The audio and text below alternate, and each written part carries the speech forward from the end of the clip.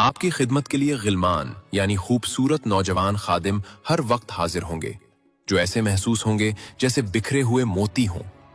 वो सोने के प्यालों और चांदी के जामों में आपको मशरूबात पेश करेंगे। आप ऐसे तख्तों पर फरोकोश होंगे जिनके अस्तर गाढ़े रेशम के होंगे, और वो ऊंची जगहों पर बिछे होंगे जहां से आप अपनी पूरी सल्तनत का नजारा कर सकेंगे। जन्नत में दाखिल होने के बाद आपके दिल में सबसे पहला ख्याल अपने उन प्यारों का आएगा जो दुनिया में आपके साथ थे। अल्लाह ताला फरमाता है कि वो मोमिनीन के वालिदैन, उनकी बीवियों और उनकी औलाद को उनके साथ मिला देगा। अगर आपका दर्जा जन्नत में बुलंद है और आपके अहले खाना का दर्जा कम है, तो अल्लाह अपनी रहमत से उन्हें भी आपके दर्जे तक बुलंद फरमा देगा, ताकि आपकी आंखें ठंडी हों। आप उन्हें फौरन पहचान लेंगे। हालांकि वो अब बूढ़े नहीं होंगे, बल्कि निहायत हुसीन और जवान होंगे। आप एक दूसरे को गले लगाएंगे और दुनिया की सख्तियों को याद करके मुस्कुरा देंगे। जन्नतियों को ऐसी पाकीज़ा बीवियां यानी हूरें अता की जाएंगी जिनके हुस्न का तसव्वुर इंसानी अक्ल से बाहर है। अगर जन्नत की एक हूर जमीन की तरफ झांक ले तो उसके चेहरे के नूर से सूरज की रोशनी मांद पड़ जाए और पूरी जमीन खुशबू से भर जाए। उनकी आंखें बड़ी और सियाह होंगी और उनका बदन याकूत और मरजान की तरह चमकदार होगा।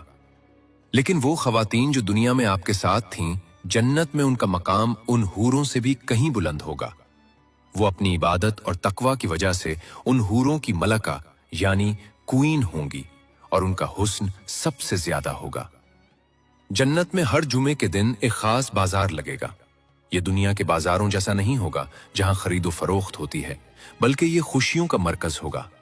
इस बाजार में खास हवा चलेगी जो जन्नतियों के चेहरों और लिबासों पर कस्तूरी और जन्नत की खुशबुएं छिड़क देगी। जब जन्नती इस बाजार से वापस अपने घरों को लूटेंगे तो उनका हुस्न पहले से कहीं ज्यादा बढ़ चुका होगा। उनके घर वाले उन्हें देखकर हैरान रह जाएंगे और कहेंगे, खुदा की कसम, आप तो पहले से भी ज्यादा हुसीन हो गए हैं। जब तमाम जन्नती और जहन्नमी अपने अपने ठिकानों पर पहुंच जाएंगे तो अल्लाह के हुक्म से मौत को एक चतकबरे मेंढे की शक्ल में लाया जाएगा। जन्नत और दोज़ख के दरमियान इस मेंढे को ज़िबा कर दिया जाएगा और एक पुकारने वाला पुकारेगा, ए जन्नत वालों, अब हमेशा की जिंदगी है, कभी मौत नहीं आएगी। और ए जहन्नुम वालों, अब हमेशा की जिंदगी है, कभी मौत नहीं आएगी। ये सुनकर जन्नतियों की खुशी की कोई हद नहीं रहेगी, क्योंकि अब उनसे उनकी नेमतें छिन जाने का कोई खौफ नहीं होगा। जन्नत के दर्जात में सबसे बुलंद मकाम जन्नतुल फिरदौस है। ये वो जगह है जिसकी छत खुद अल्लाह सुब्हानहू व तआला का अर्श है और जन्नत की तमाम नहरें इसी बुलंद मकाम से फूटती हैं। यहाँ के रहने वाले बराह रास्त अर्श इलाही का मुशाहिदा करेंगे। वहां कोई सूरज नहीं होगा, लेकिन अर्श का एक खास नूर होगा जो पूरी जन्नत को रोशन रखेगा, जिसमें न तपिश होगी और न अंधेरा।